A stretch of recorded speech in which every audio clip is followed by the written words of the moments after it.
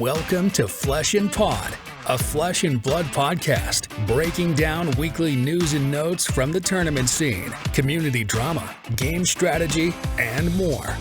And now, here are your hosts, Darick and Logan. Hello and fuck me running. That was bad already. You know we're going to keep going, though. Hello and welcome That's going to ruin the algorithm. I don't give a shit.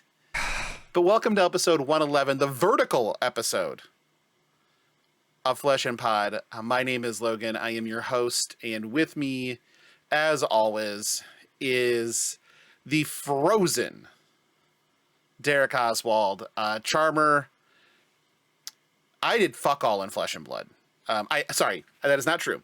I spent the day editing a spoiler video. That is what I did in Flesh and Blood this week. I have been filming and editing a spoiler video as well. I didn't do much as far as playing Flesh and Blood this week. However, I did get some hopefully fantastic news, which will change the game for me. Ben, loyal listener Ben, hello Ben. Hello Ben.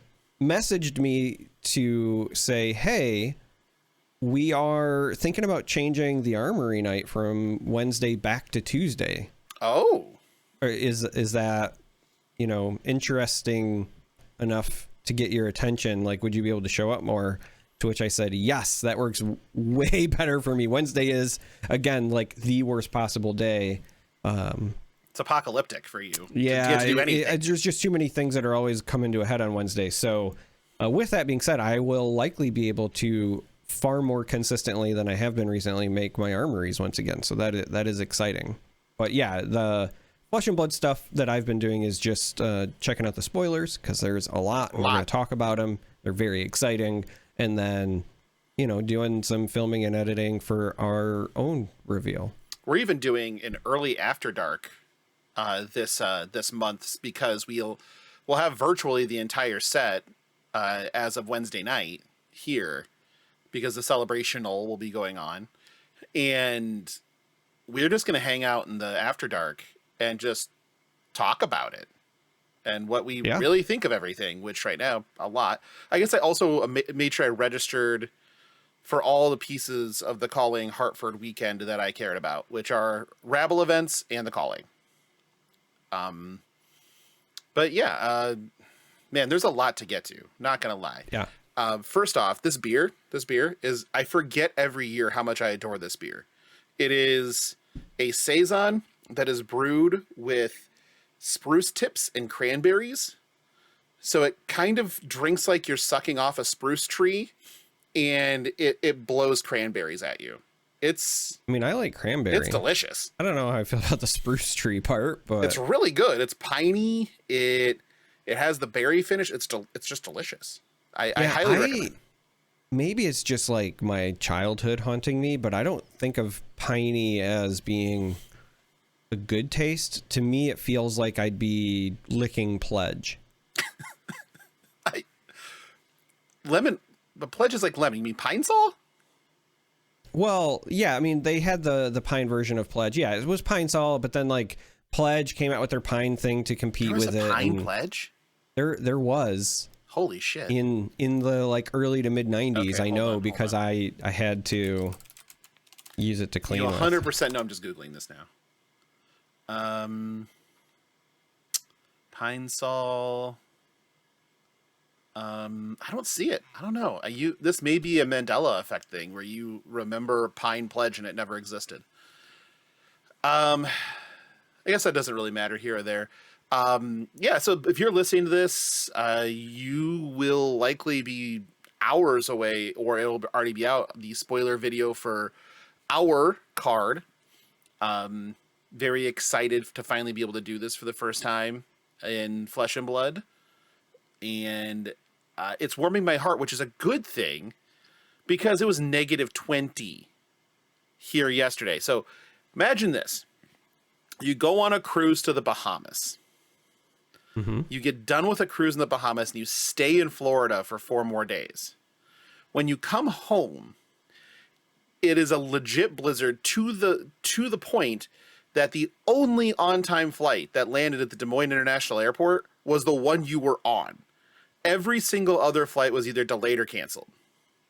And then you have to take the most dangerous taxi cab ever to the car dealership to get your car. And at the end of all of it, it's like, man, I'm glad that's over. But it's not. Because now it goes from you can't see shit to you might die if you stay outside too long. Like, why do we live in a place that makes our face hurt when where the air makes our face hurt? Can we just not? Yeah, maybe. I mean, mean, New Zealand looks great from all the pictures I'm seeing. Yeah, it looks fantastic. No notes except for I would like to be there yesterday. The only thing that is like worse than living someplace that makes your face hurt is when you purposefully stand outside shirtless for whatever reason in said weather. Correct. Those were Dolphins fans the other night, and one of them turns out wound up with frostbite on his upper arms and back and is in the hospital in Kansas City. So, you know, choices were made. Not saying that they were good ones, just saying that they were made. You know, news and notes wise, I think we just dig into this, right? Like, yeah, there's just a lot. We have so much. There's a lot to talk about. So I apologize with the pine thing. I had to go and hunt through stuff. But this is what I was thinking of. Is there a way that I can open this image in a new tab so I can just share this? So this, because now that I've seen the can, like it unlocked almost a core memory here. I'm going to share this with you. This is what I was referring to. So technically not pine.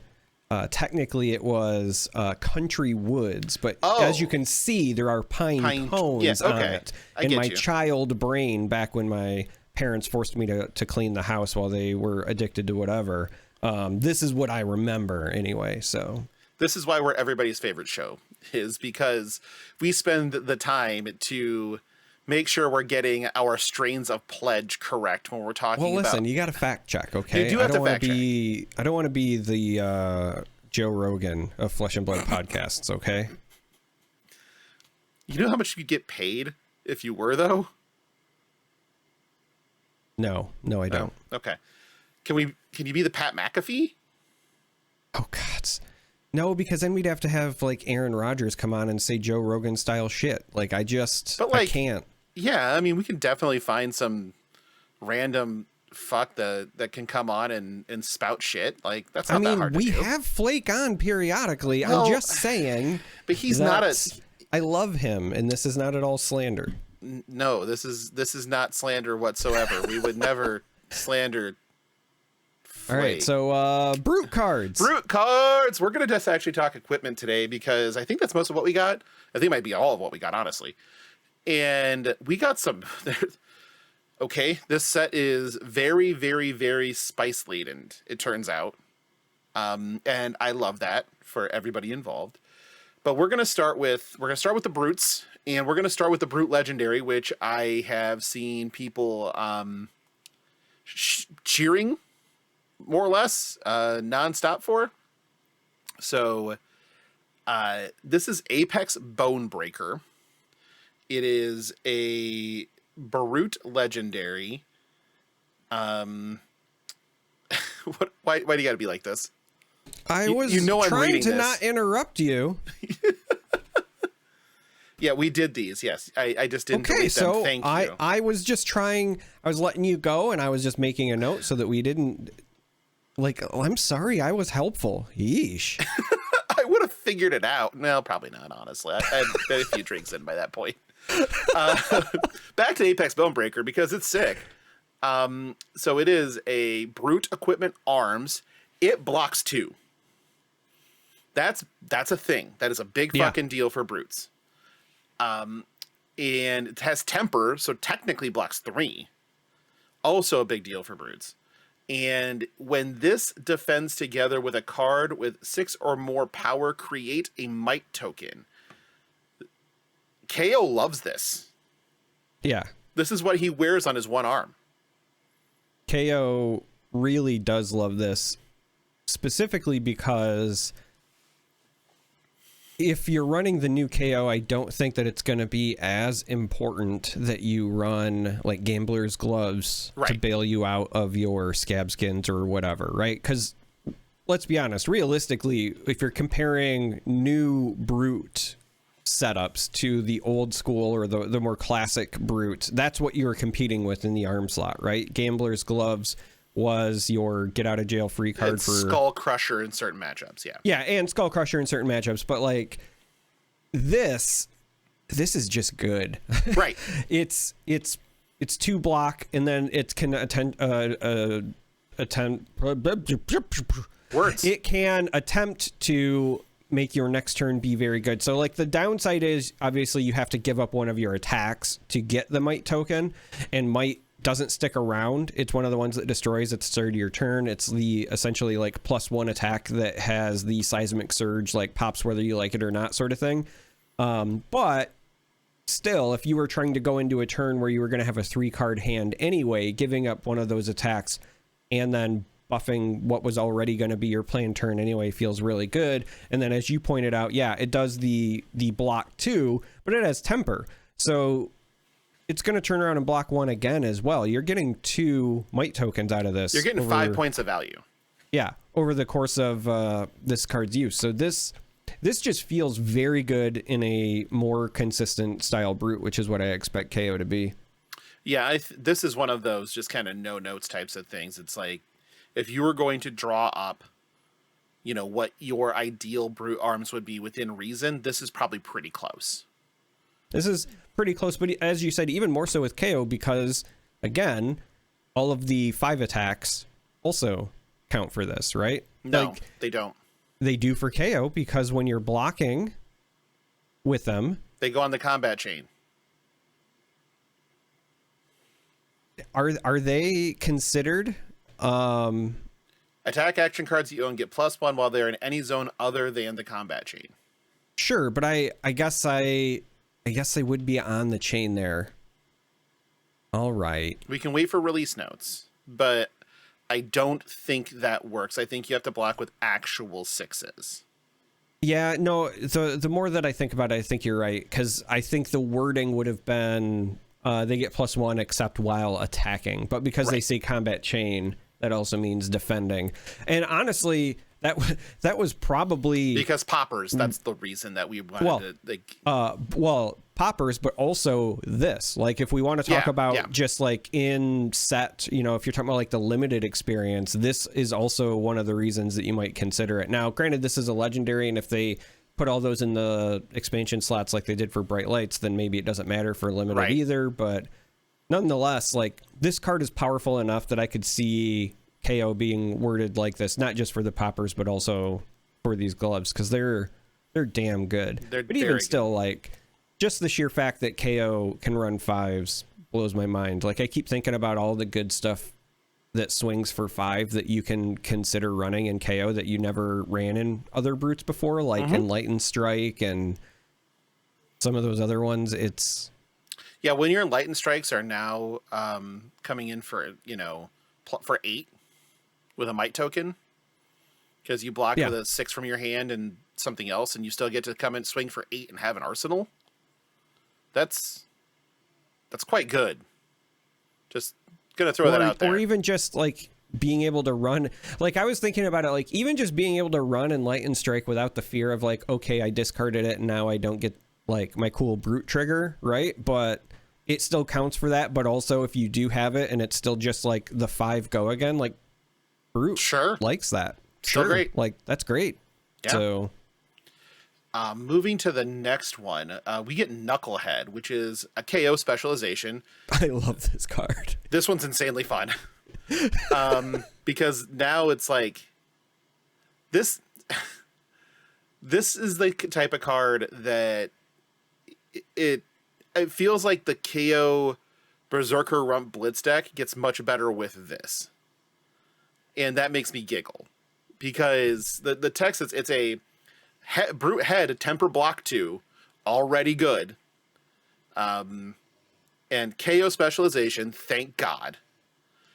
And action, destroy this, roll a 6-sided dice until end of turn. Your base intellect is the number rolled. So if you play ready to roll or what is it? Like any of those things that like ready to roll is one that makes you like you roll multiple dice, right? That's the KO specialization. Gosh, I think so. I think that's right. It has to be right.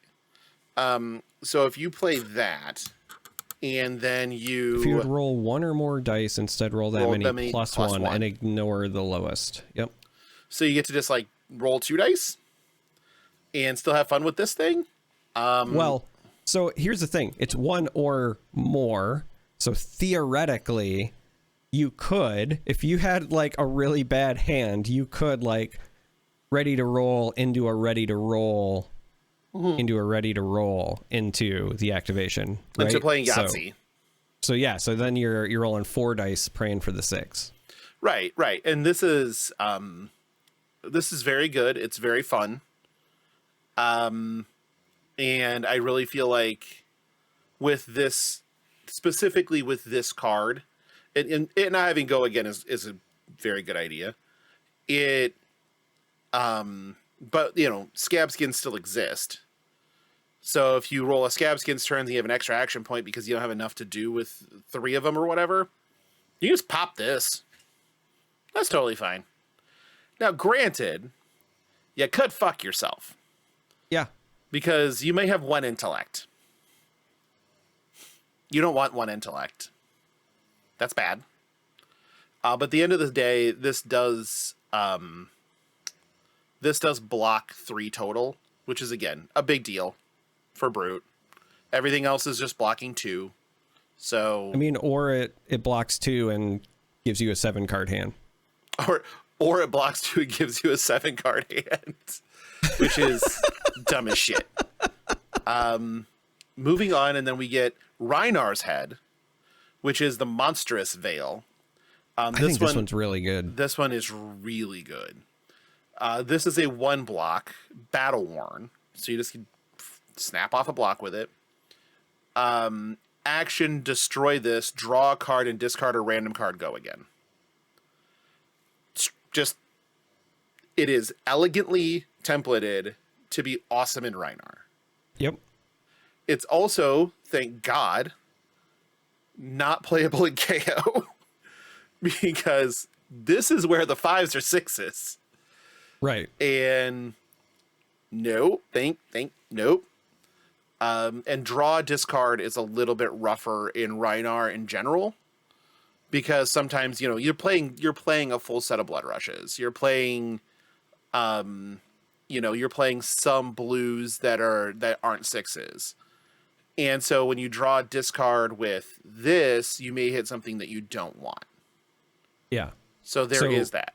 This is a card where when I saw it, I thought, one, it's rare, so it's also very powerful in limited potentially. But where I think this shines is in either Blitz, where the games are shorter, or in longer games of Classic Constructed. Mm-hmm. What immediately stood out to me was pitch stacking. Right. Yeah, this 100%. is something where, because you get that block and it's battle worn, you can block early and then just sit on it until, you know, that moment where you've pitch stacked and you know exactly what you're going to get, and it's going to be the thing that lets you pop off, and then you're just set to go. Like, this feels really good to me. Yeah. Yep. 100%. I agree.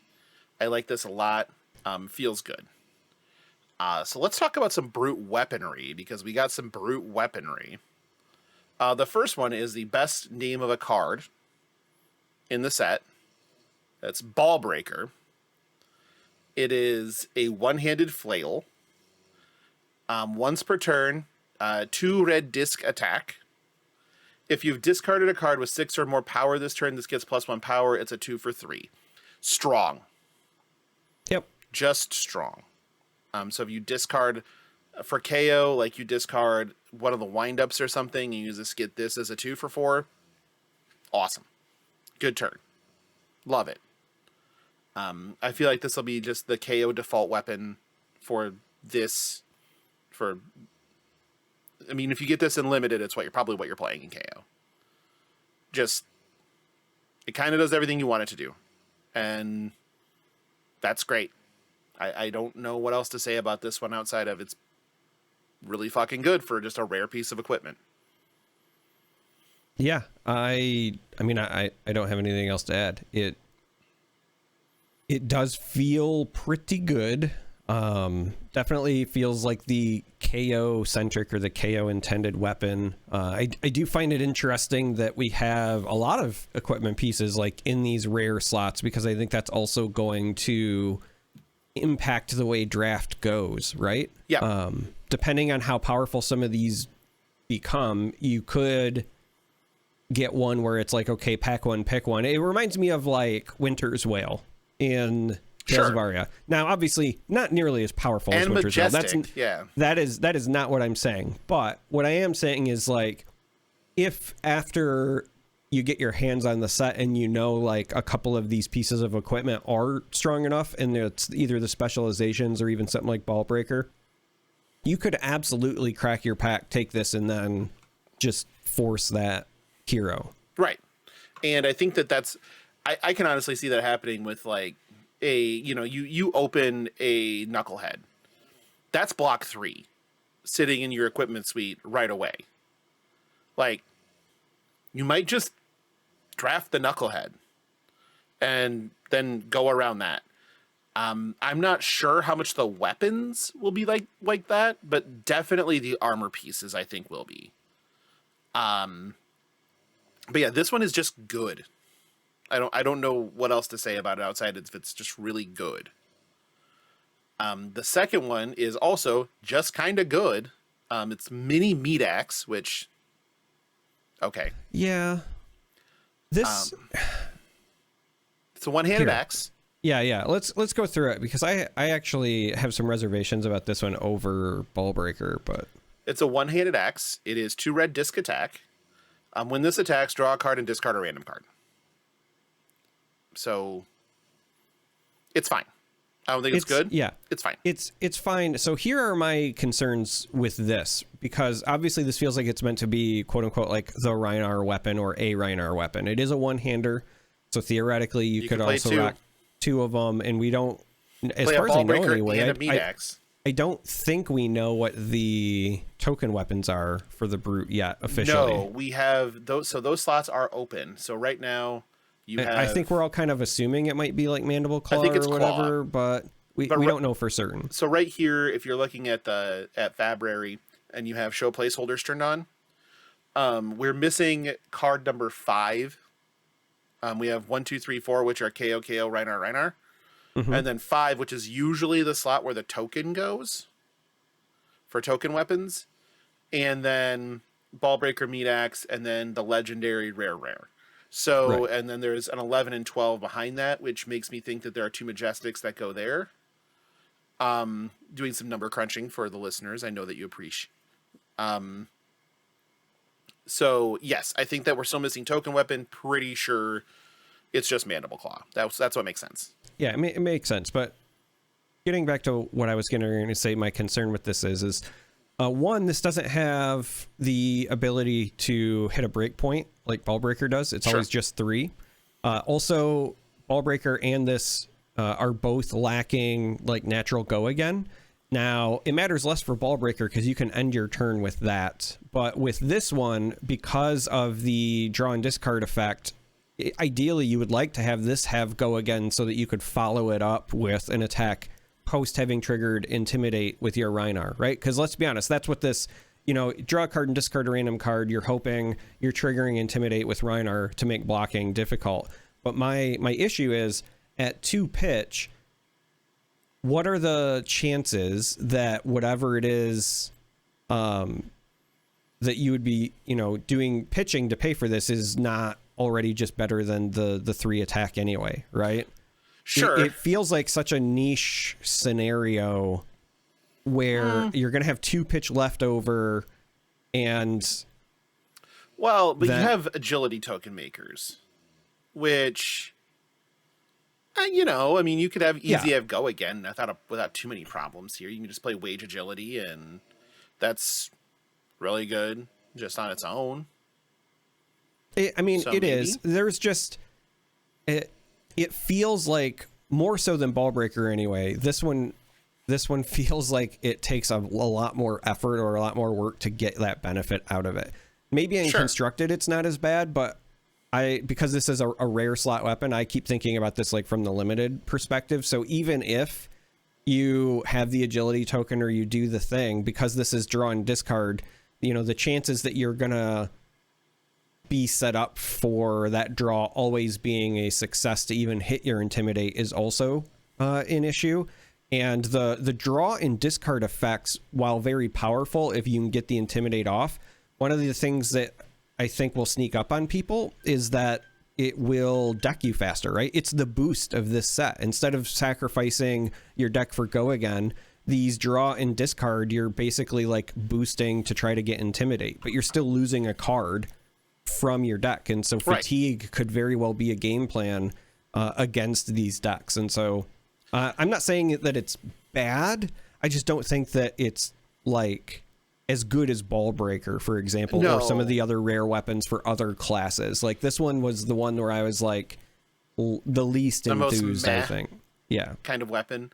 And that makes sense. Most of the other weapons that we've seen so far, and we'll get into all of them, but the other ones don't feel like they need help being good, right? No, so the other ones feel just good. Right. This one does feel like it needs help. And that might be the spot. I'm beginning less and less to think that LSS has consternation about balancing Brute, and they have more consternation around balancing Rhinar. Right. Because the Rhinar stuff sometimes feels a little more toned down. And it's because the Intimidate mechanic it can make some lopsided things happen very quickly. Yeah, what it does, like if I'm just being honest and transparent, what I think their concern is it creates situations. Now, it doesn't happen often, but when it happens, it's memorable, and it creates situations that are non-play moments for a player. And Flesh and Blood as a whole is traditionally designed to prevent that, right? Like the entire pitch system is so that we don't have Mana Screw or Mana Flood, for example. And then in those situations in Magic or in other games, you're sitting there and one person's playing the game and the other one's not. And Rhinar with the Intimidate mechanic, for better or worse, has the ability to create scenarios where one person is playing and the other one is not, and that feels bad. So I think they're just really trying to limit that. Yep, and that makes sense. I mean, on the boat, I took an 18 turn 0 from Rhinar. Yep. And I saw that. That hurt. Like, shit, the fuck am I gonna do? I almost won that game, by the way. It was the second game we played. I already won the first one, but I almost lost that one. Or I almost won that one. I did lose that one. Yeah. But yeah, I think that's kind of the concern, is limiting how many non-games there are with Rhinar. And that makes sense. KO is not going to give you a ton of non-games. KO is going to give you some grindy games. And that is more the essence of Flesh and Blood. So I feel like that makes sense. So real quick, before we move on from you Brute, can do it whatever you want. You are an equal partner in this show. All right. Well, just before we move on from Brute, there are two things I want to address. Spruce tips? One, no. Knucklehead has fantastic art. Like the headpiece is just intimidating looking. Like it's fierce. It looks like something out of a King Kong movie backdrop or whatever. However, as amazing as the artist did on this, and I do not want to critique the artist, I feel like there was a missed opportunity in the art direction or whatever, because the majority of this piece is like a skull. Mm-hmm. And I feel like this could have been a headpiece made out of like a hand, because it's a knucklehead, right? Like I just really needed like this. But that would have just looked like Skull Crusher.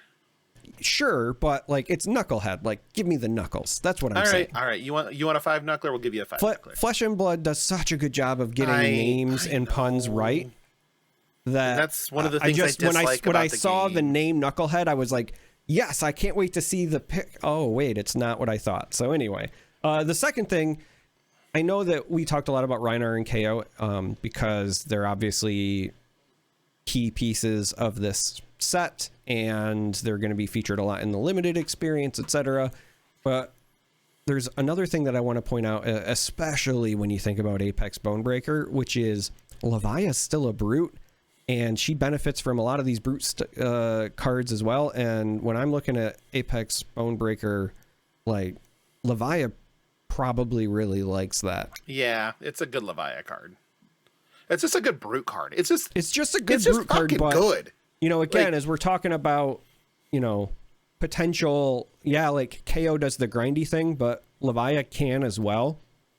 This really can push Levia into some scary spots, I think. Yeah, I mean, brute will be my backup deck because one, I already have Rhinar built. It's really easy to swap shit out. But two, it's really kind of cool right now. Like, there's a lot of really cool brute shit. It is. I keep thinking about, like, Levi is already pretty hard to kill. So many 3 blocks, and you got Husk to deal with, and now you're like, oh, by the way, +3 health on the gloves, and sure, seems like just fine. What could possibly go wrong? Also, I just want to give a shout out to the art on Monstrous Veil as well. Yeah. That's what I would expect a brute headdress for a chieftain to look like. Yeah. That one made perfect sense. And like I said, I like the Knucklehead art. I just, with that title, expected something else. Yeah. So let's move on to our friends in Guardian. Who something I know about. Who, I mean, if I want to say have gotten the short end of the stick so far in the set, and that is not true at all because they definitely have some really good stuff. So first off, we get Arum of Aegis. Man, fuck this guy. That's all I gotta say. Fuck this guy. Fucking Victor. So this is a Victor specialization. It's a shield, so Guardian equipment offhand. Temper blocks 2, so it blocks 3. Why wouldn't Victor have that? And this motherfucker, it counts as a gold. So this son of a bitch can run out of money and then pawn his fucking shield. This fucking Nepo baby piece of shit. I hate this son of a bitch so much. That was Great exactly shield, what I thought was pawn it. When I saw this, I was like, oh man, like, I need a gold. Well, Daddy didn't write me a big enough check. I better pawn my shield. What the fuck, we'll man? melt it down. God. Throw some gold at the problem. No big deal. It's really good, though. I like this. I love the design of this. What is interesting to me is, obviously, Victor has his class, like, hero ability where he's utilizing gold. But again, as I keep thinking about, like, what are the heroes that might be able to use cards like Cash In? This helps pay for Cash In. Yeah, right? You cash like in a shield. Cash in the shield.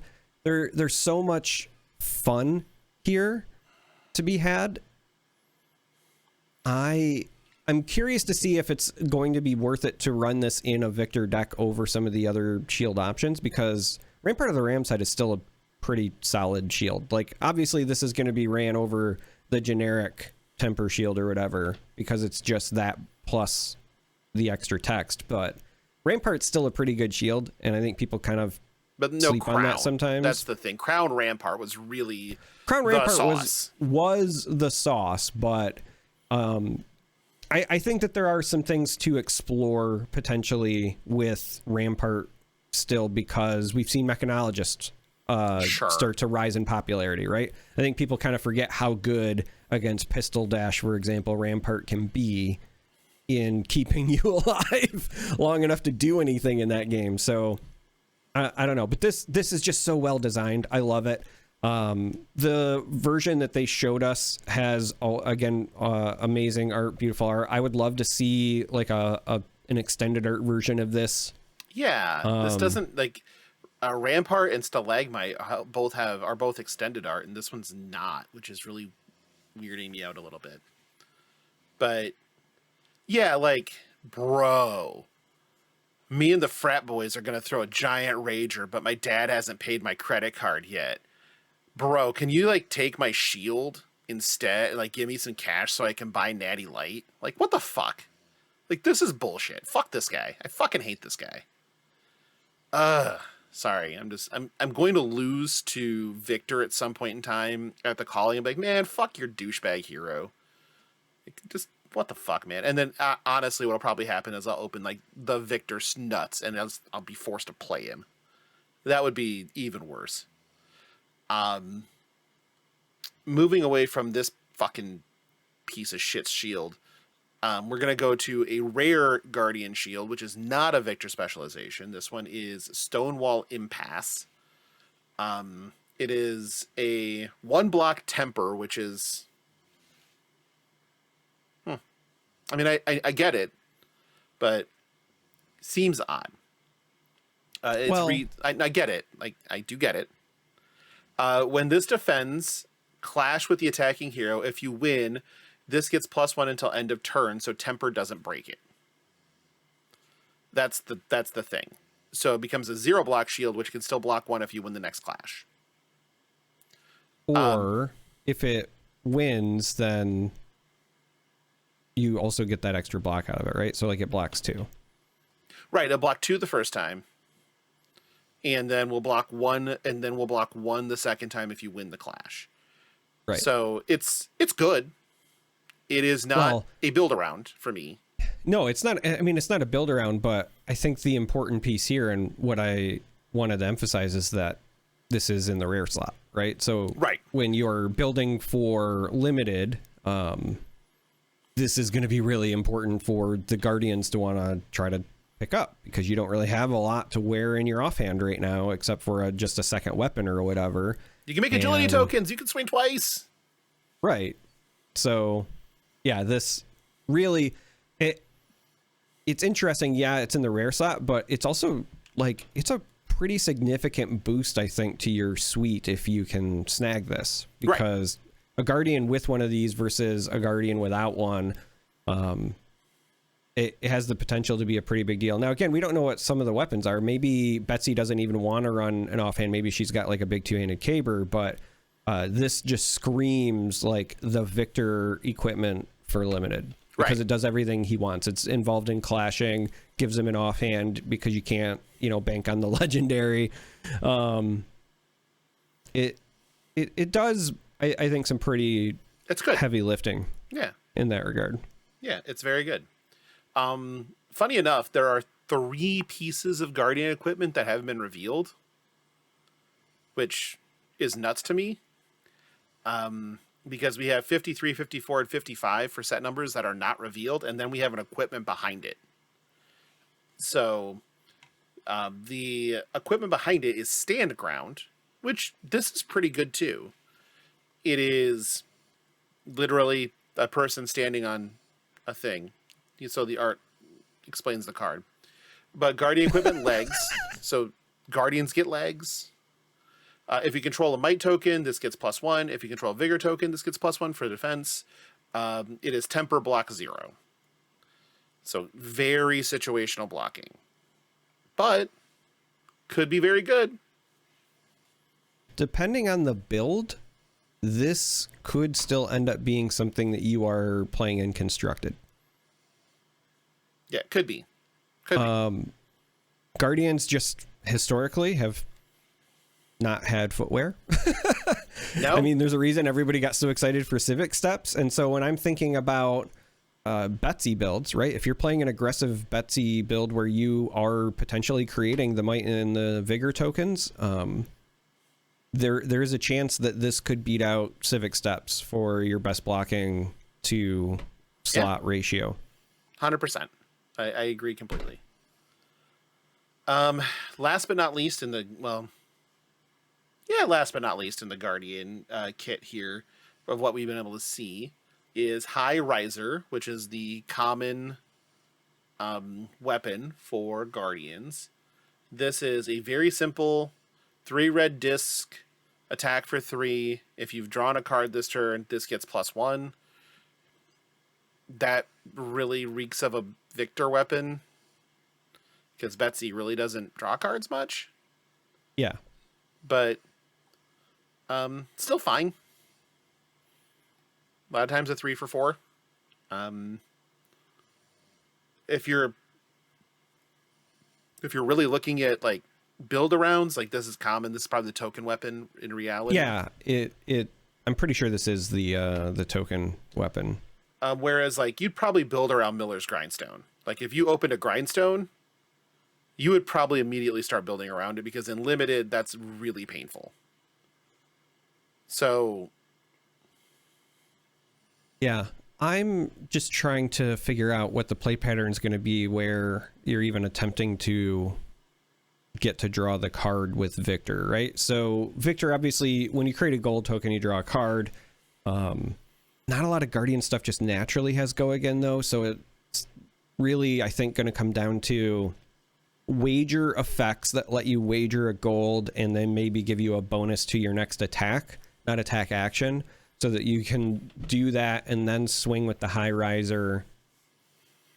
And then... Or you have surplus gold. Yeah, I mean, there's clashes. the surplus gold thing too. Yeah, I mean, there's other ways that you can do it, but this just feels like it's going to be very infrequent that you're getting the +1. No, sure. Yeah. I think that it's definitely, you have to have that in mind when you're thinking of the weapon. I also don't think you're building around it. It's a 3 for 3, totally fine. Rare occasion it's a 3 for 4. You're happier about that. That's it. That's your weapon. I don't think that that's appreciably bad. I think it's totally reasonable. I really hope that somewhere in here, because we do have room, I think, depending on how they have these slotted, I'm hoping that there's a weapon in 53 through 55, but usually there wouldn't be. Let's hope. I mean, I still feel like we're going to get a Betsy weapon. We really should get a Betsy weapon. Like, I would be shocked if High Riser and Miller's Grindstone were the only Guardian weapons we got in this set, and Betsy was expected to use one of those. Yeah, they don't feel like anything Betsy would want to use. But then again, she just throws attacks anyway. She just throws fucking hands because... I mean, Betsy. Sure, but I don't know why. It doesn't feel like her style to me to, like, roll up equipping those. So, I don't know. It feels like her style to not roll up equipping anything. Well, I mean, sure. Again, I'm thinking about, High Riser and Stonewall Impasse and Miller's Grindstone just all feel like Victor cards. And so, yes, she's not necessarily going to be centered around the equipment, but to me, it would feel very weird that they gave the Brutes a Ball Breaker that's very clearly KO and a mini Meat Axe that's very clearly-ish Reinhardt. Yeah, and then, we're getting to it, but there's also a plethora of options for the Warriors as well, and so only having quote-unquote Victor options in the Guardian just doesn't feel right to me, but who knows? You want to talk about Warrior now? Yeah, let's talk about Warrior. Yeah, let's talk about Warrior. Pretty good stuff here. Ooh, we're gonna start with Grains of Blood Spill. This is okay. So first, flowers. This is Isoardi's art. He again just went hard as fuck. It's what he does. No notes. It's just gorgeous. This is another one that I really wish we had like an extended art. Yeah. Like if Redback Shroud got one and Trench got one, this deserves one because I want to see the full statue that this thing is draped on. The 3-headed cobra and see where else that goes. Yeah. Yeah. So for the folks, if you are just listening and you can't see the image here, the armor, this chest piece is not on a person. It is like being displayed, but it's not just like on a mannequin or on a whatever. It's literally on this statue of 3 cobras. So imagine there's like one cobra as the head, and then the arms are also cobras doing their thing, and then this beautiful piece of armor is like draped across it. Like it's just so fantastic. This really deserves a full art treatment at some point. And I love how it's called Grains of Blood Spill, and then the art has these ruby droplets that are then part of the armor. So those are just the grains on the armor. It is just so fucking good. And then the card is fucking stupid good too. Yeah, I was surprised. I was like, wait, a chest piece that you would consider over Courage? Blade Hold? Yeah. Like, I didn't think it was possible, Yep. and yet here we are. Here we are. This is a warrior equipment chest, 2 block temper, so same as courage there. Whatever weapon attack you control hits, so it's a trigger. You may pay a resource if you do create a vigor token, which is just a refund on the resource. So a lot of times in warrior, you wind up with hands that you're not going to use every resource that you have for the hand, and you have a spare one floating. This creates the ability to then bank that resource as an on hit. Mm-hmm. That's so fucking good. Depending on the build, right? Because again, we've got warriors here, but there's also Dorinthian, Bolton, and whatever. Depending on the build, there are also some situations where you might have been floating a resource for like a reprise attack reaction or something, and then they don't do the block from hand, and you're just like, all right, well, I floated that resource, kind of for nothing, but haha, trigger grains. Maybe I can trigger grains instead. Yeah, and the fact that like you could have, because obviously you don't necessarily know, but like if you're staring at your hand and it's like you have a Spoils of War sitting in hand, and you didn't use it for that turn because you already had something else going and you were cool with it, and then you get to arsenal that spoils, and that spoils is fucking free next turn. Like that's a big fucking deal. You would definitely consider playing this over courage, because that on hit is a constant threat, whereas courage you have to blow for one big turn. So the other thing that I really like about this is if you ever get a hand where you've got too many blues, for example, you could swing without any floating, and then they might still let the damage through, and then you pitch the extra blue that wasn't doing you any good anyway, but you are essentially creating the tokens for the future turn. So you're kind of saying, okay, I had too many blues this turn, so I'm just going to transfer that value to the next hand, right? It smooths out a lot of your resource management, I think, in a very positive way. I just like the design of this a lot. It's just a good card. Like, again, we're back to that again, where it's just awesome. Like, the only unfortunate part of this card is that warrior, like the chest slot in warrior, you really didn't need anything different. Like, if you would have asked me where I wanted a warrior slot, it would have been the head. Sure. And we're getting to that. But here you're like, or I just don't have to blow courage. I just get to have courage whenever. Yeah, in many ways, this almost kind of reminds me of Iron Song Versus. Because I remember when that was revealed, there was a lot of people that were like, why would I ever do this when I have Brave Forge? And then, I'd kind of talked about pros and cons versus both, but we've seen Iron Song creep up in lists now as well, because the reality is having options is just good, right? It means that you can kind of tailor your deck building, not just for your own play style, but also different situations. And I think that this was good. I mean, you're right. If you would have said, hey, where do you need a slot? It's probably not the chest, but I also like that now you've got options. Right. And it's interesting you bring up versus, because you get to do the whole pitch to versus, pitch to attack, and then still have a resource with a blue, and then do whatever you need to do. And if you get the on hit, with a resource available, okay, just spend it here. That's fine. It also, like, that Vigor token starts making free Dawn Blades in Dorinthia. And that's also a big thing. Yep.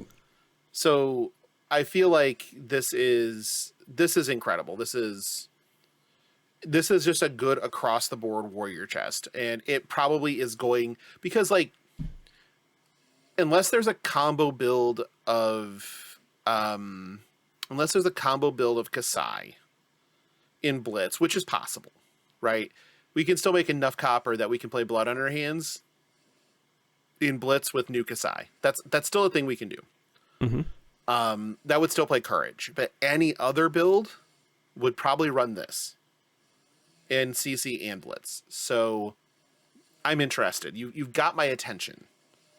And well, it's even better, like when you consider new Kasai as well, if you get to the point where you're drawing a card, then your sword attacks are free to activate anyway, right? So if we can use those vigor tokens from a previous turn to set up or pay whatever our draw card thing is, then even better. Like there's a lot of really cool, I think, synergy and play patterns that they're building into the new Kasai. Right. Like I said, even better. So this one got me excited, but honestly, this is not the one that got me the most excited.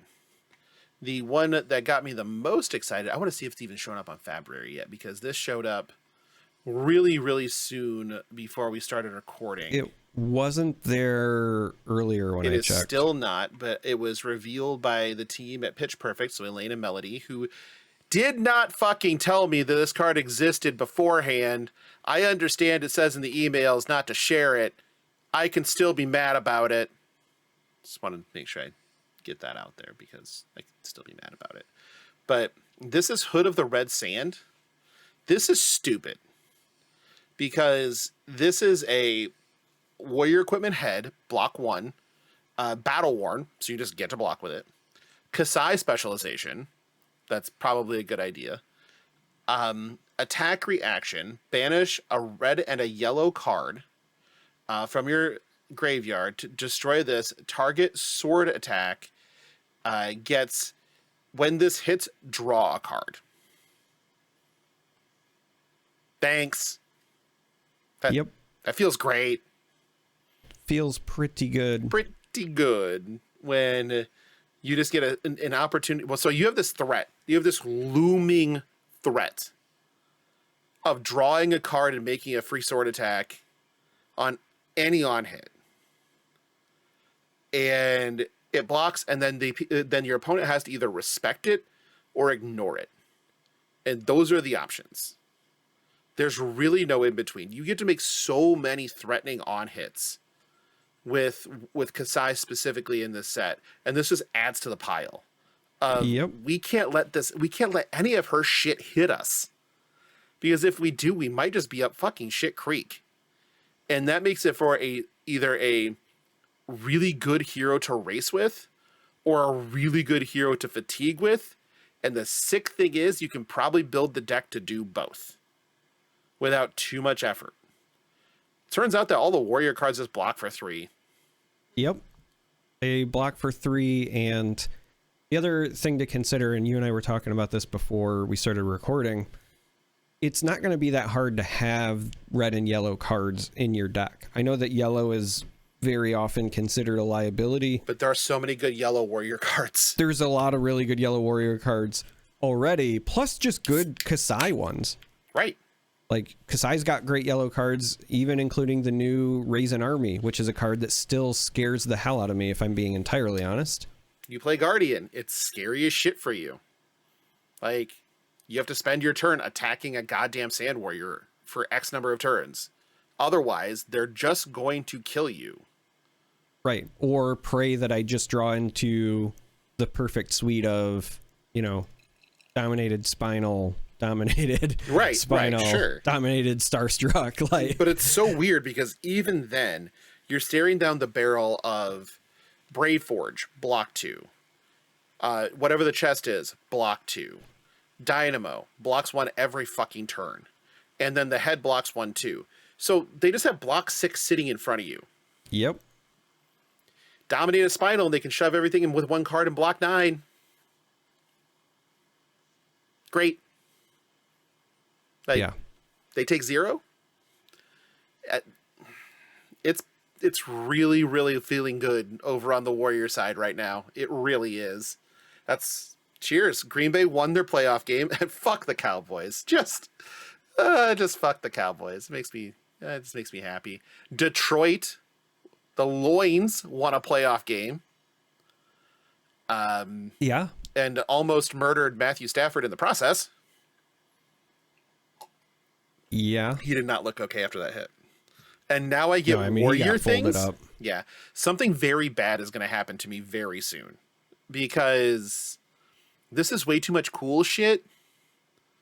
Like, too close together. And usually the world makes me pay that back with interest. So I'm not looking forward to whatever the next thing is, but it's probably going to suck. But for now, I'm just going to enjoy it.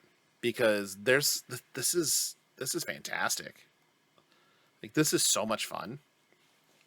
We also got a couple of weapons that have me rethinking whether or not we're playing Centauri Sabers, which is in and of itself really weird. Yeah. And also, I think that these are kind of a window into potential ways to play Olympia as well. They are. So the first one is Hot Streak. Your typical warrior, 2 attack, once per turn, 1 resource attack. When this is defended by 1 or more action cards, Hot Streak's attack scheme go again this turn. So if they block, has go again with attack. That's really good. Mm-hmm. Here we go again. Like, if you block this with, if you're a hero that is playing a lot of attack actions, or if you just let this hit, they're like, oh, you just let it hit? Cool, Blade Runner it. 5? And also all of the on hits we've already been talking about. Right. So you don't want to block with the action cards because you don't want to give it go again. You're threatening all these stupid fucking on hits that exist.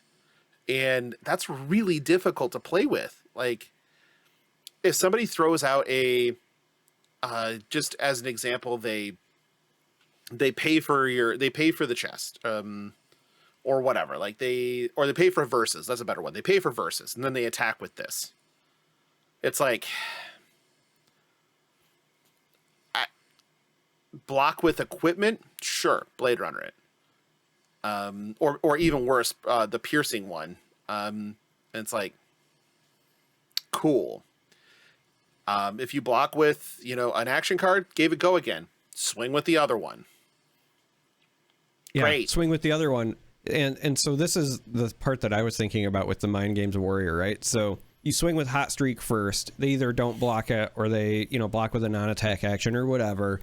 You give it go again anyway. Now you swing with your follow-up weapon. Could be a saber, could be the other card we're going to talk about, whatever the case may be. But you swing with another weapon that's not a Hot Streak. And so they're like, okay, now I can block with the attack action that I was going to block with. But then you're like, oh, you blocked from hand, huh? Well, now I'll hit you with the reprise. Right. That's right? Like, damned if you do, damned if you don't. So it's all so good. Like, fuck. It just is super punishing. These are all one-handed. I mean, I don't think I need to explain that, but so you get Centauri Saber, which gets bigger if you block with attack actions. You get Hot Streak, which gets go again if you block with attack actions. And so now it's just like, okay, so I have to block with my non-attacks or my equipment. In which case it's like, okay, Blade Runner, run through, Glint, whatever. Just give it go again. That's fine. Plus, I banished the 4 cards from my yard, so I'm going to make it gold. Or, I've already used this, and I kind of need the card, so blow my helm, draw a card. Or I had activated verses, or I have the chest, and it's like, okay, well, pay the resource, make a vigor. Like, it's so fucking much. Now, the hard part with this is that Warrior does seem like you're going to have to be very, very tight playing mechanically. Yeah. Because there are a lot of on-hits to deal with, and a lot of reaction windows that you have to be really aware of. So that's kind of going to become the hard part, is that focus. But, man, is the weapon suite just getting better and better and better. Now, the bright side is the weapon suite for Warrior is already out there. It's just Centauri Saber, Hot Streak, Parry Blade, Grains, and the last one we're going to talk about, Hood. Well, I mean, we have to talk about Parry Blade still. We do have to talk about Parry Blade still. And I was wrong. We still actually have 2 weapon slot cards available to us at $98.99. So we do still have 2 weapon cards available, or equipment cards. But we do have Parry Blade, which is, again, it's a warrior sword. You know the text. It's 1 red disc attack for 2. Yep. This one is a weird one because it's warrior weapon equipment that has blade break. When this gets +2 defense while defending a weapon attack. So in times of desperate need, you can block with your weapon on a weapon attack, so you don't die or whatever. This is really good, especially in limited. This is really good. In limited, I think this is going to be a house. I mean, who doesn't like having a shield as a warrior? Right. But when I saw this, all I kept thinking about is like, man, it's really going to suck when you lose your weapon to a T-bone or whatever. Yeah, getting boned doesn't feel great here because you don't have anything in limited really that we've seen so far to soak up or I guess you do have something in constructed to soak shit up. And we'll talk about that a little bit later. But this is still really good because this is heavy hitters. Every class is swinging a weapon. They all have real weapons. And because they all have real weapons, weapon attacks become important. So this being able to block a weapon attack is quite good, specifically in limited. I really like this card. Looking at the potential equipment still floating around for Warrior and just kind of extrapolating from some of the things we already know, it wouldn't surprise me if everybody in the set gets a specialization headpiece. I think they all do. Right? So I think one of those is probably the Olympia headpiece. Yep. And then, because that would be whatever is 98 or 99, whichever one Hood isn't, would be the Olympia headpiece. And then that gives you your entire Warrior suite. With your Guardians, we haven't seen either of them. But we also have 3 slots available there. I hope one of them is the Betsy weapon. And we've obviously seen the headpieces for the Brutes. And the Brutes only have, in reality, probably 1 weapon left. Although they may have one weapon left, which will be Claw at 5. And then probably 2 equipment behind it, is my guess. So yeah, we're getting there with some of this stuff, and it's going to be fascinating if everybody does have that rare head slot. That's a specialization, because I'd really want to see what Betsy's is. Victor's is some gold bullshit he probably sells to his buddy Carl because Carl's dad owns a Mazda dealership and he's going to get him a discount or some shit. I don't fucking know. Fuck Victor. I fucking hate that guy. But well, I'm really interested in the Olympia one because as I continue to go through what's already been spoiled, the thing that I keep coming back to regarding Olympia is he's got potentially a lot of ways to make gold and still, outside of cash in, not a lot of ways to use it. Also, right. I keep going back to, like, what's the over under that we get a cash in reprint this set at this point? Pretty high, considering so it was in Judge Pack 1 as a cold foil. Right. Yeah, I think it's pretty high. Yeah, I'm dying to play cash in something, right? Because I just think it's a fun card and a fun mechanic. But I keep coming back to Olympia because all of the other heroes, for the most part, I feel it kind of makes sense. And it's not that Olympia doesn't make sense. It's just that he has such a small text box compared to the other heroes, right? It's just, if your attack wins a wager, create a gold. So obviously that's important. And then nothing we've seen for him gives me the here's what you use the gold for part. And so I'm just like waiting for the payoff. Yeah. The last warrior card here is Beck and Applause, which is warrior equipment arms. Temper, kind of the same story as Stand Ground. If you control an agility token, this gets +1 defense. If you control a vigor token, this gets +1 defense. Has Temper, 0 block. In the common slot, it's fine. Like, control both tokens, block for 2. Totally fine. Control both tokens, block 1 more time, then it goes away. Because Temper is whenever the combat chain closes, and this is on it. That's when it would go away. So yeah, just fine. Ready to move on to the generic and dual class slots, sir? Yes. Because I'm ready to talk about the headpiece. We want to talk about balance of justice. Is that what you're saying? Yeah, I want to talk about balance of justice. I also want to talk about balance of justice. Balance of justice is the new generic headpiece. So this is actually the prize card for callings. Is the gold foil for calling victories for this year. It is a 2-block guard well, which is when the combat chain closes, if this defended, put -1 counters on it equal to its defense value. So in reality, it just blocks 2. Unless it gets like shredded or something, and then it sticks around. Because it's not temper, it doesn't get a counter. When the chain closes, it checks its defense value, sees that it's 0, and says, okay, put 0 counters on it. And you just get to do it again. Yep. That's not the important part of this card. Oh, well, that is important, but I mean, it sticks it's around. important because it sticks around, unlike a blade break. The other part of this is as an instant, destroy this, draw a card. Activate this ability only if opponent has drawn 2 or more cards this turn, aka fuck your Tome of Imperial Flame. Or your Art of War. Or your Art of War.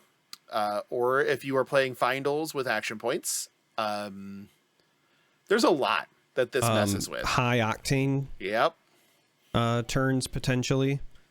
I mean, it sounds so silly, but there's actually a fair number of ways that people can draw 2 cards, and it's usually like on the go wide setup turns, which is exactly when you would want to have extra cards for defense, right? Like that's what I keep coming back to with this. I really like this. Obviously, it doesn't give you the ability to hand shape the way Crown does, which is still pretty important, but I just think that the defensive prowess potential of this is rather high.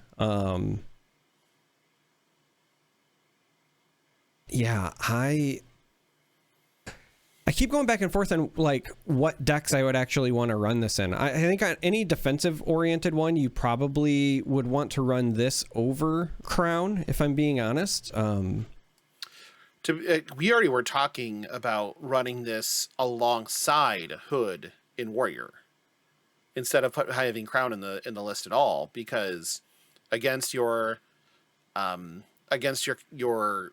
wizards, against your your Dromais, against your Herald of Erudition decks, against your Tome decks, against Mechanologist, you can just. This would have been really good when Lexi was still in the meta too, for the 3 of a kind turns. Yep. And it does a lot of good work with a lot of cards that you don't really think about. And because that's the case, this is a hyper important equipment piece. And the fact that it's the calling prize should tell you everything you need to know about where this probably belongs meta wise. But yeah, I was very excited to read this card. I know a lot of people kind of didn't understand it at first. I'm like, nah, there is a lot of application here. And because it does the block part of Crown and then waits.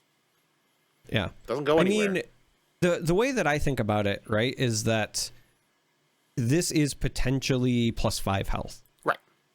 I mean, it could actually be potentially more if you draw into a sink or whatever, right? But just like a standard baseline, a lot of the times you're running block 3s, but like even let's say worst case scenario, it's like the block 2 or whatever. This is still potentially 4 health, right? You get that extra card on a turn where your opponent is likely trying to do a bunch of stuff. And with heavy hitters coming, obviously with the gold tokens and whatever, there's a strong chance, just throwing this out there, that we're going to have a lot more turns where our opponents are drawing extra cards. Right. Again, you and I were just talking about cash-in, for example. Turns out, if cash-in becomes a meta staple, this helps balance things out a bit, hence balance of justice. I'm not in love with the pun. No, I think that it know. is outstanding. This also infinitely blocks a T-bone. Yeah, because it just hangs out. Shove it in front. Block the first one with this, block the second with your Snapdragon Scalers, whatever you need to do. No, I'm very excited for this card. I think it's very good. And like a lot of things that we see with equipment in Flesh and Blood, looking at you, Trench, looking at you, Van Braces, you don't really understand the best applications until you get a chance to apply them. Because I was very wrong on both of those cards. And a lot of it was because not understanding the application until it was a thing. Right. So I think this one's good. I think it'll be a thing. I think in a lot of instances people will play it over Crown, but not all. For certain, not all. Yeah, and depending on the class, like if you don't have a lot of head options, it could be entirely viable to run this and Crown in your inventory, and then you select it based on matchup, right? Mm-hmm. I is thinking about like the assassin decks that I play. I could totally see the Uzuri lists running both if you have the room, and then just picking the one that you want based on the matchup, right? Yeah. Arachne, obviously, you want Perdition, you want Mask, but I think there's a strong argument to be made with Uzuri that you would want to run Balance of Justice just because you're still getting that block and you lose the hand shaping. But one of the ways that she's pretty vulnerable right now is the go wide turns, especially if they are going wide with attack actions as opposed to like just weapons, because you can't rely on like Frailty Trap, for example. So Sure. This actually shores up that a little bit. Yeah, we did get two, I guess, dual class pieces of equipment. The first one is Brute Guardian and its Gauntlet of Might. This is a block 1 blade break. Action, destroy this, create a Might token, go again. No notes, just a good piece of common equipment. Like, that's it. Would love to have one of these. Sounds fine. Yeah, sounds fine. The second one is Vigor Girth, which is... I love some girth. It's Greg. It's Greg. Yeah, it is. It's Tommy Fresh. Dong. Yeah, Tommy Dong, the TD. The fresh one. Yeah, this one is a pretty easy... again, box 1, blade break, destroy this, create a Vigor, go again. Yeah, just fine. For Guardian Warrior. We haven't seen a Brute Warrior one yet. Don't know if we will. Probably. But yeah, totally reasonable. Don't hate any of this. We also get... Oh, go ahead. I was just going to say, one of the things that I do like about this, even though it's like a weird way to use it, but because these have blade break, right? So you either get the one block or you get the token. But if you are wanting to use the tokens, but you anticipate you still may need to block, like Vigor Girth, for example, I'm just happening to notice that's the chest piece, whereas the temper piece based on tokens for warriors is the arms, right? So you could run into scenarios where you are like popping your 2 common pieces to also block with your temper thing, because you'll have the tokens, which you're getting right? the same value at that point. Yeah, and you're getting the same value anyway, but you're also being proactive in making your tokens. So I do kind of like that there's that synergy with the common equipment there that I think will benefit, players who can be anticipatory of what your opponent is trying to do. Yeah, and that's great. I love how synergistic the set is in general, and they've warped everything around like a certain number of axes. Is it axes or... Yeah, it's axes. And it's really clicking. Like, as we read the cards that have come out, it really is making sense. And it doesn't feel like, well, that doesn't fit. Everything so far really feels like it fits. So super happy about that. I don't know. This feels like a fantastic set. If we're just going by what we've seen so far, obviously we have a lot to see still, but hopefully it continues, right? Mm-hmm. We also get Glory Seeker, which is a generic head, no block value, super simple, 3 resources, instant draw, destroy this draw card. Okay. I actually really like this. It's really good. Like, if you don't get one of the rare specialization things for your hero, this is pretty cool because it's instant. Yeah. So if you've got a bad hand, you can essentially just cycle an extra blue to either draw a better attack, or if you are in a position where you're trying to find a D-react, or you need something defensive, right? Yeah. You know, a block card for overpower, etc. Then this is a dig deeper. All right. It's so simple, but I just like the versatility that it provides for this format. Yeah, and then there's also Sheltered Cove, which is, again, a generic equipment head. Just 3 red disc, destroy this, then instant. The next time you'd be dealt damage this turn, prevent 2. Great. It gets around overpower. If you have an overpower that's threatening.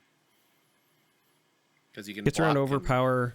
Yeah, another thing that it does, which again, depending on how things shake out, but it could be very relevant, is it allows you to get the block value. Like if you have a blue block 2, you get that value without giving up the card. So in a fatigue matchup, that also is potentially relevant. Yep. And then after that, we have the adversity cycle. I think these are really cool, by the way. The first one, face adversity, is the headpiece. These are all 2 block blade break in the common slot, which, again, great. Face adversity, which has one of my favorite pieces of art because it's just kind of funny. But and also just a fantastic name because it's the headpiece and it's face adversity. Shut the fuck up. And the dude is like struggling to see out of his helmet. Yep. We get it. We get it. This may only defend an attack if the attack's controller has drawn a card this turn, which kind of leans back into the cash-in thing. Confront is the same story with a Vigor token. Embrace is the same story with a Might token. And Overcome is the same story with an Agility token. So you have 1 for every slot, and each one has a different token to defend with. Elegant. Good. 2 Blade Break is nothing to sneeze at. Yeah, and these are good enough into matchups where you might make choices. You may be like looking to make some choices on what to run in those slots, which will be fascinating to see. This is definitely a format where playables are going to have sort of an outsized importance with how much equipment there is. So you have to figure out what do you think they're going to be doing and present your equipment suite accordingly. I think that's really cool. I'm into that. Do you want to add anything? No, I think that encompasses it beautifully. I mean, if I was going to add anything, it's just that I really like the kind of plethora of equipment options that we're going to have for this, because it means, outside of sealed, where you're kind of beholden to whatever you open, players will likely have at least some form of equipment. It might not be like an ideal equipment suite, obviously, but some form of equipment when you go into your rounds. And I think that is, wonderful. That's what you want in this kind of a set, right? Where it's meant to be that arena head to head. So like, yeah, of course we're going to have weapons and armor, and they went out of their way to make sure there's a good chunk of options. So I dig it. No, I like it a lot. Are you ready for some listener questions? I am. Oh boy. Well, we're going to start this shit. Okay. This is from Pox on Us. He gets 2 today. Listener question for Charmer. Thoughts on podcasts, online publications, and other forms of media creating advantage for players in the competitive scene. Also, why hats be like that? That's okay. So let's talk about hats first. Mm-hmm. Hats are great. I like hats. I don't see where the hat hate is coming from. Well, when it comes to hats, I would say sometimes people don't think it be like that, but it do. But it do, yeah. But it do. Like a do-rag. All right. That was Thoughts? That was a great fucking pun, and you just stoned me. Mm-hmm. I did something for you, right? And you just stonewalled me. And I want you to know that that's how I feel every time you do it to me. You see how much you're breaking my heart? Continue. Thoughts on podcasts, online publications, other forms of media, etc., creating advantage for players in the competitive scene. All right. I want to be very clear about this. All right. I have covered a lot of card games over the past, 6 years specifically. I've done a lot of coverage for digital card games and physical card games and so forth. And I can tell you that, first of all, there is not a non-zero amount of advantage given, because it's impossible to argue that. If somebody knows something before somebody else, that is an advantage, just full stop.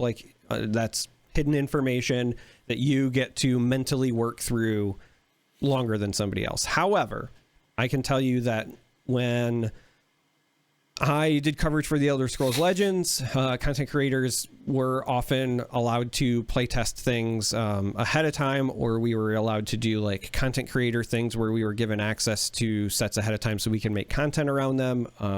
The same thing happened for Legends of Runeterra. I was in the closed beta for that, which obviously gives me additional information, as well as, and they still even now do it. They will give content creators access a day early so that we can show off the new set, build hype for it, or whatever, which is obviously a time advantage.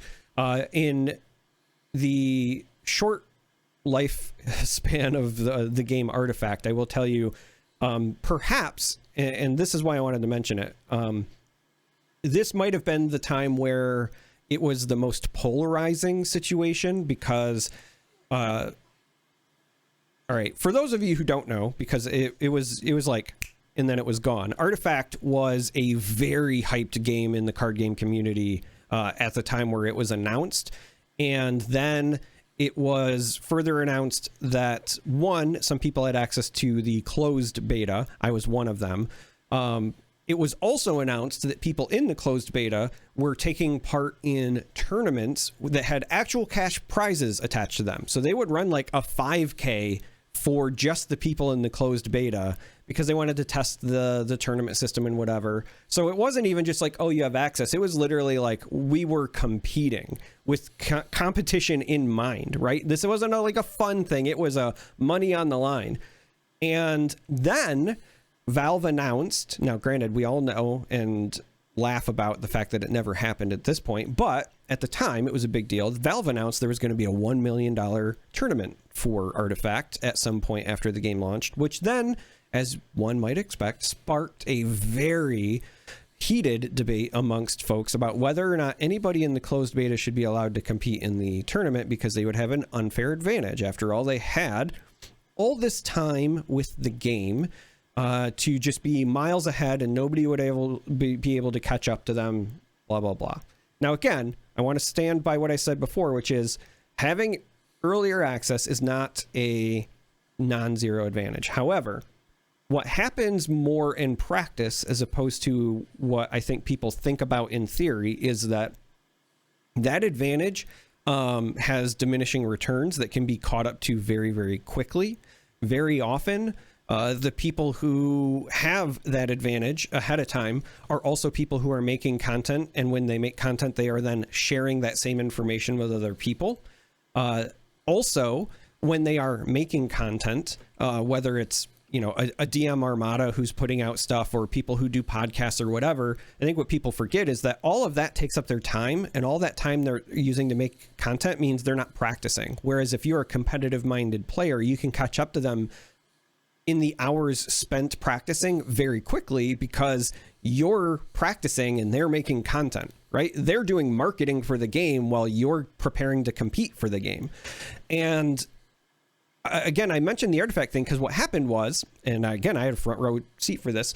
We Play held 2 tournaments, right? It was supposed to be 3. Unfortunately, the last one got canceled, but the first tournament was an invitational only, featuring people from the closed beta, because they were the only ones who had the time to create decks and whatever, but they wanted to be the tournament when it launched. So only people who had access to the closed beta competed, very famously won by Hyped. Second place was a player named Hoy, who you also might know from like Hearthstone and other card games, just good card game player. But a lot of people complained again because only closed players got this option. And again, they were competing, and so nobody would be able to catch up. So enter We Play tournament number 2, where it was now open to people to qualify. So they had qualifiers where people could earn spots in the big event. And there was this narrative. Again, I was one of the casters on this. So this was a narrative that we were following and hyping up on the broadcast. You can go and watch the broadcast back. And let me tell you what happened. The players that were not in the closed beta whipped the closed beta players' asses. The only one from the first event who did well was Hoy. And you could argue that he's just good because he's always been good. Right. Pretty much every unknown player, right? The people who qualified just mopped the floor with folks from the closed beta. And you want to know why? It's because those people sat down and practiced, and all of the people who were in the closed beta were content creators and people like that. And so they didn't put in the time because they were doing all of the content creation and marketing and blah, blah, blah, blah, blah. So it is definitely an advantage, but it is not one that is not able to very quickly catch up on. It's not an insurmountable one. I think that it's, in most cases, a pretty big non-factor.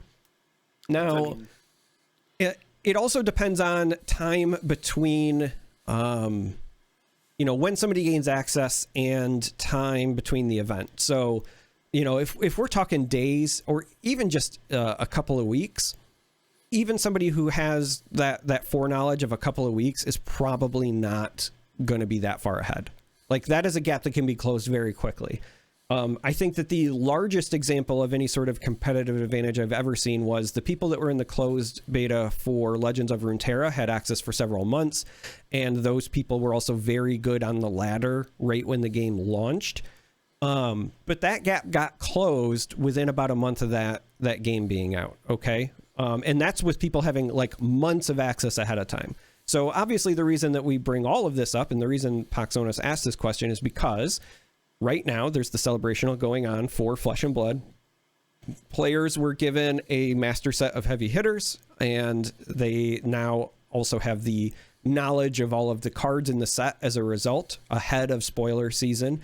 And there are some folks who believe that that is an unfair advantage. Now, it is an advantage, but I personally don't think it's unfair, because by the time that everyone else knows everything, because spoiler season has been ramped up, right? Our spoiler is going to be a day earlier than we thought. Everything is being pushed forward because of the Celebrational. That time gap of like the knowledge they're going to have over everyone else is going to be very small, and it will be very easy to catch up on. And you, again, you can look at the people that are participating, right? Like, Flake's going to be making content. Right. DM Armada's going to be making content. Melody's going to be making content, right? Rachel, Max Ferocity, she's going to be making cosplays. Carolina's going to be making cosplays. All these people that are at that event are going to go back to doing the things they do for the community, which is creating content and, again, doing additional marketing for LSS. and not likely grinding for these events. Now, there are some people, right? So you can look at like a Brody, for example, and say, okay, well, Brody has an unfair advantage, and he's definitely a competitive-minded guy. But I would counter with, Brody was going to be competitive regardless. Like, if Brody wins, whether, you know, he had this or not, like, I don't bat an eye, personally. So, yeah, I don't think that it's as big of a deal as people think, because I have seen it in so many games prior, and it just doesn't matter. At the end of the day, like, if you put in the reps, you will be as prepared as anybody else who, you know, had that, you know, week or two of extra knowledge. It's pretty inconsequential. And again, I look at that Artifact one. One of the things you have to understand about Artifact is that the players that were very good at that game were miles above everyone else based on the reps. A lot of people pointed to the arrows in that game and said it was all RNG, but that was, if I'm being entirely honest, just the people that were bad at the game, because behind the scenes, when you looked at like the ELO MMR system, and when the devs would talk about it with us, they were just miles ahead of everybody else. It really was a game that rewarded you putting in the time. And so the fact that those non-beta players came in by that second, you know, event, which was like a month and a half later, like, we're not talking a lot of time, and they just mopped the floor with everybody, tells me that it's just not a thing. So yeah, I don't think that if somebody who went to the Celebrational wins, I don't bat an eye, because the people I would expect to win, again, like a Brody or a Mara, they're already competitive anyway, so whatever.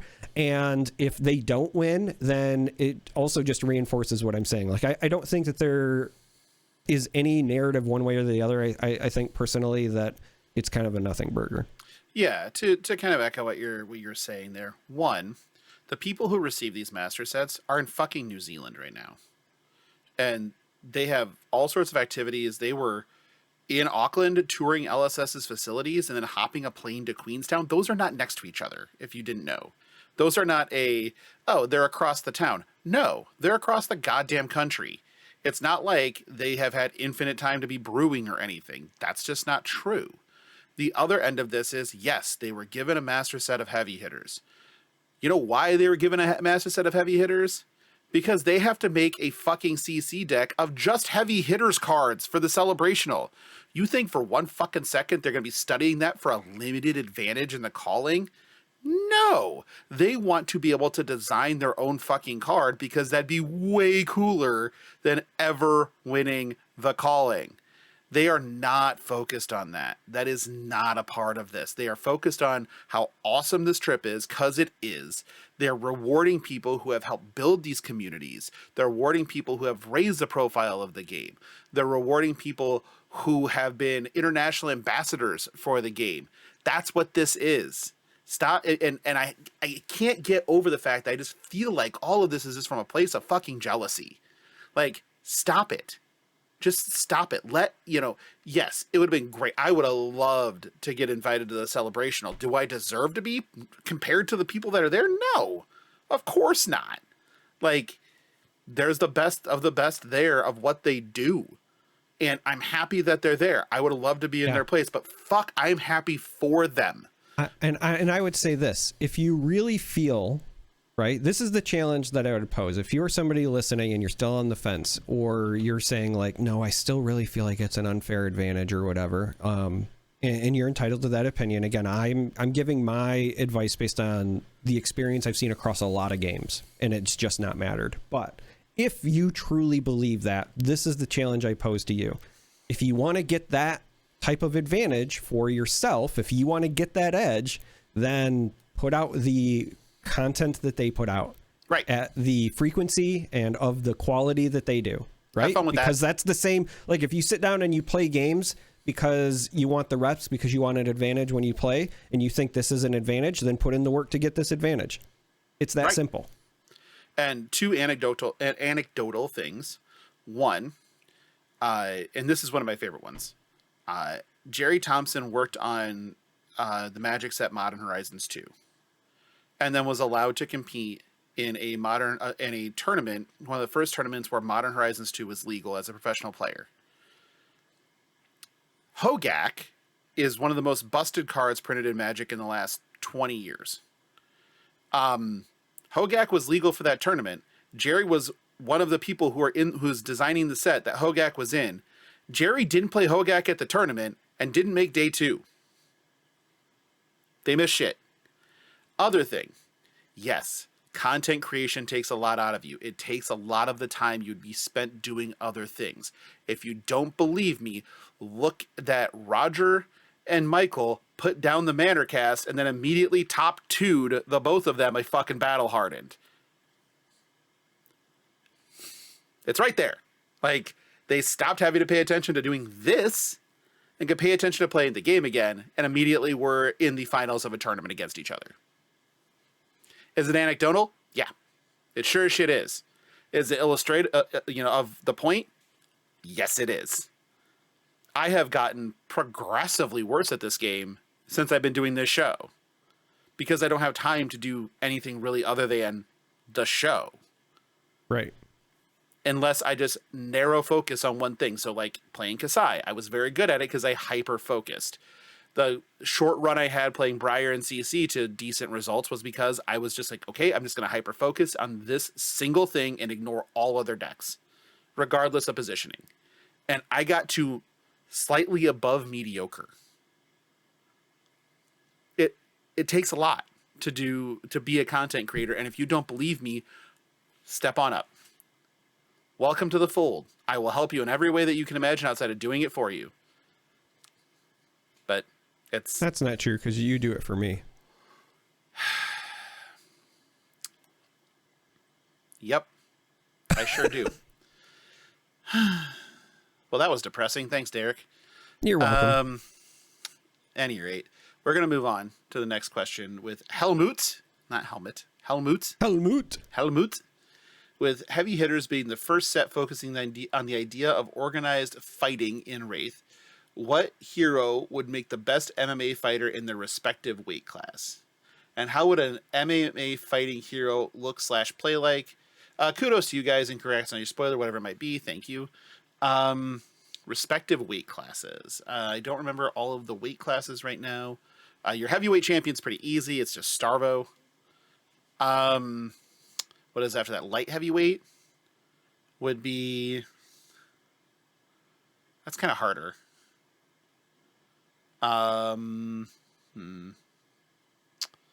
Maybe Bolton? I think Bolton would be in the light heavyweight division.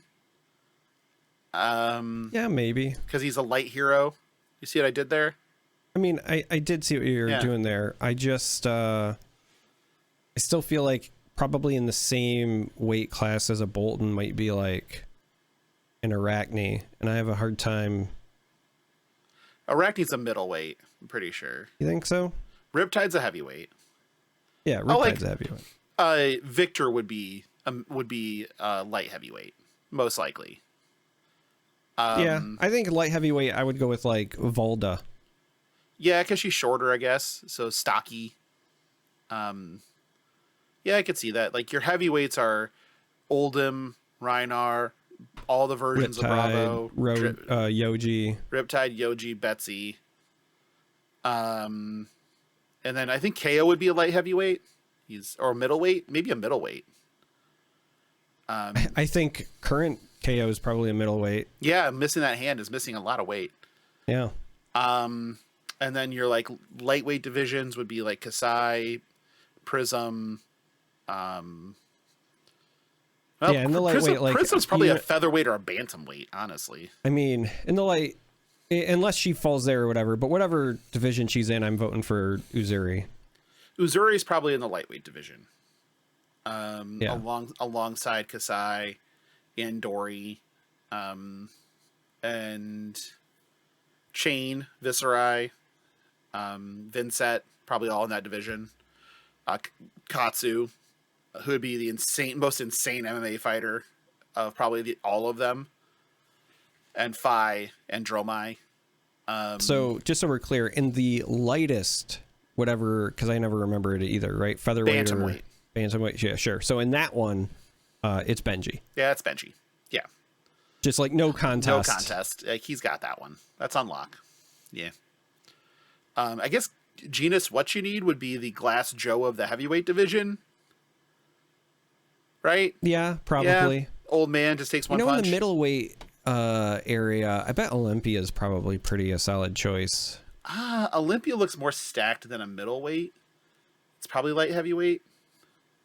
He looks like ripped, but the thing about like looking ripped a lot of times is that you're not as heavy though either. That's true.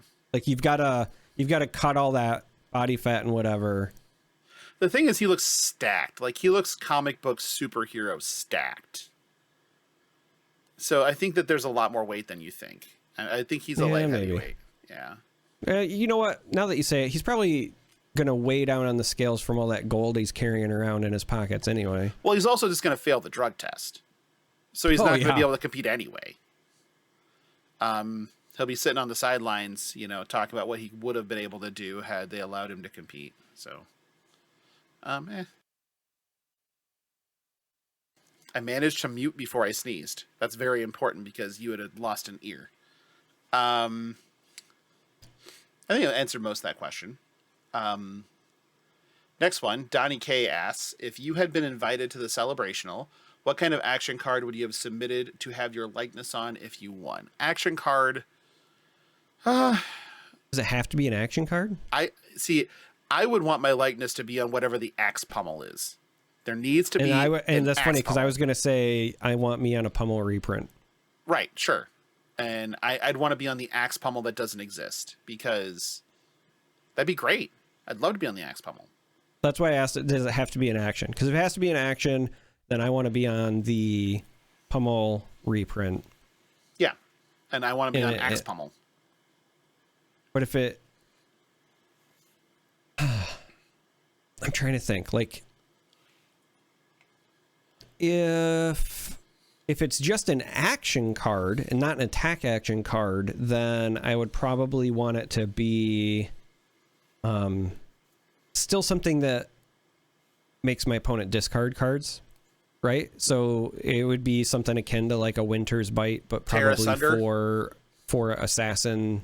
No, and I mean, like if I got to design a new idea or whatever, but like a Terra Sunder-ish card for assassin. Yeah. Yeah. Okay. And then if it got to be an attack action card, then it's definitely still going to be something hyper on hitty. Yeah.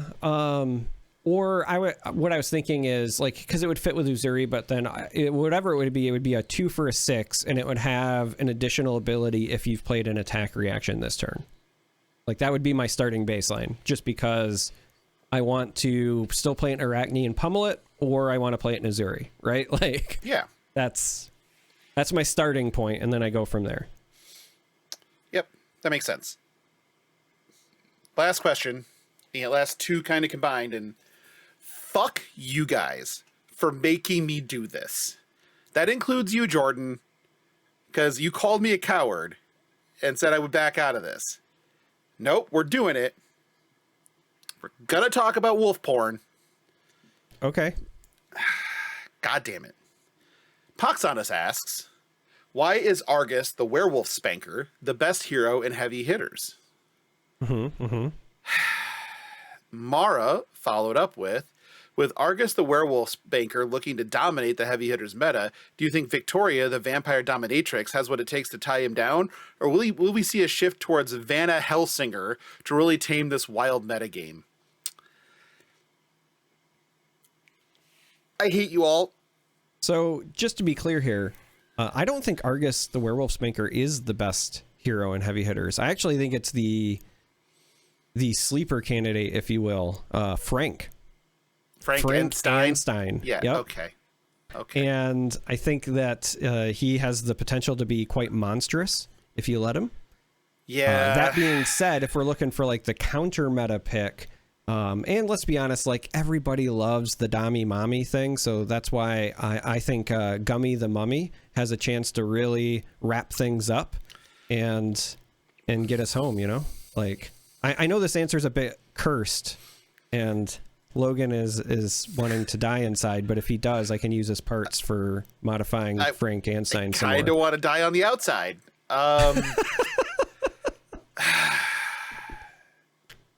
Is this okay? Okay. So what sparked this entire conversation was that yes, this actually exists as a category on Amazon of books you can buy. As does MAGA porn, we found out. Thank you, Greg. As well as many other things that we'd all like to be just, I kind of want to Clorox my brain. But if I'm looking at this metagame, I don't think Vanna has a shot. And I feel like Argus is going to probably shift out of the metagame pretty quickly with how much like that deck ebb and flows.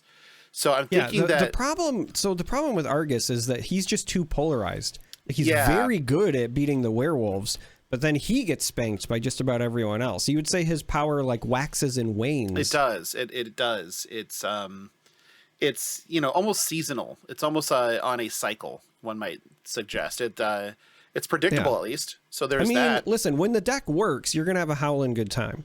That's fair. Yeah. It really takes a bite out of the competition when it goes. But if there's any silver bullets that could take out Argus, it's probably just when Vanna becomes stronger. But Victoria the Dominatrix really just puts the clamps on the competition. She does make a lot of these decks submit. Yeah, it's very true. So I would see her stepping all over this field. I don't think that there's any question. Really punishing in the right matchups. Yeah, she whips a lot of ass. And I think that's really important. I gotta stop. Like, this is just... I'm glad we did this for you, but fuck.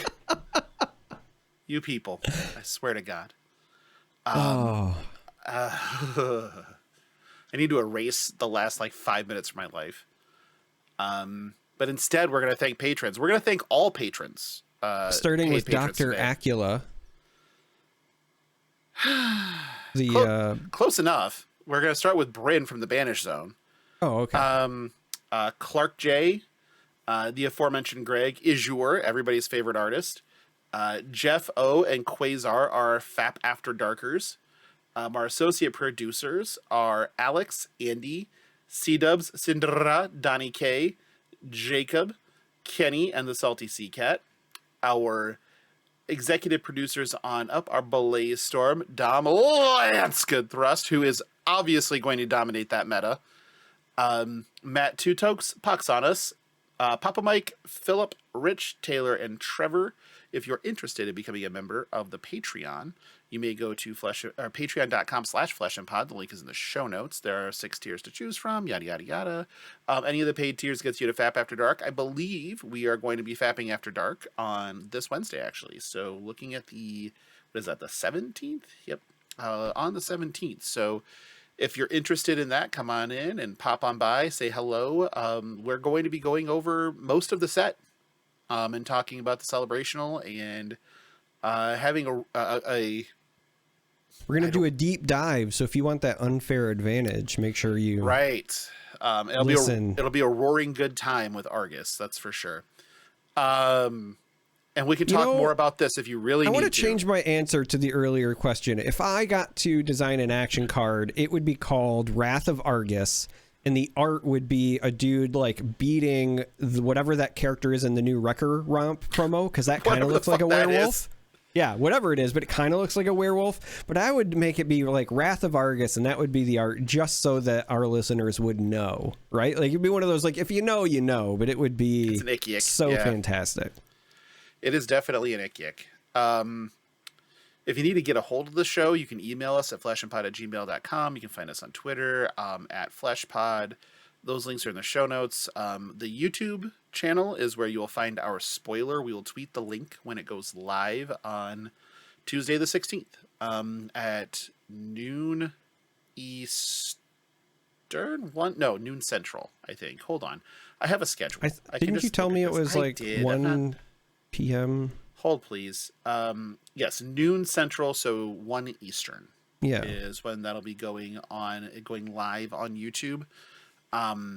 So please go and watch and and all that fun shit, because I want to know how you feel about what we did, if it's any good or if you enjoyed it. So, the easiest place to get a hold of us ever is in the Discord, and that link is in the show notes. It's free to join for anybody. You do not have to be a member of the Patreon. Pop in and tell us what's on your mind, because that's what virtually everybody in that Discord does anyway. Charmer, where can they find you? You can find me in the Discord, on Twitter, on Twitch, on YouTube, and in dark alleyways getting unfair advantage. From Argus the Werefolf Spanker? From Argus the Werefolf. Yep, okay. That makes sense. That makes perfect sense. Because why not? Why not? If you need to find me, at Logan Peterson on Twitter. But I run all the Flesh and Pod socials anyway, so you contact Flesh and Pod, you find me. But still, easiest way is Discord. DMs are open. Feel free to get up in there. Not like the Dominatrix would, not like Victoria, but you can get up in there like Vanna would. Yeah, I got nothing else. Charmer, anything to add for the week? We're at, damn near 10 minutes, but away from 2 hours. So it feels like we made a good time. Yeah, I don't have anything really to add. I just want to take a moment to really be present and in the moment, because this is officially the last time that you and I will be recording any episode where we have not had a spoiler card. That's true. This is it. This is the dawn of a new era. For Flesh and Pod, we are now part of the spoiler cycle. We're part of the people with that advantage. I've known what one card of the set is for a while now. It's kind of a good card though. It's a doozy. It has text, and the text is very relevant. It's a wall of text too. Yeah. But if that's it for this week, please, like I said, spoiler comes out today if you're listening to this when it comes out. So thank you all for listening. Thank you all for watching. Thank you all for being you. And we will talk to you next week for number 112 in a row, because that break I was going to take never fucking happened. Talk to y'all later. Bye.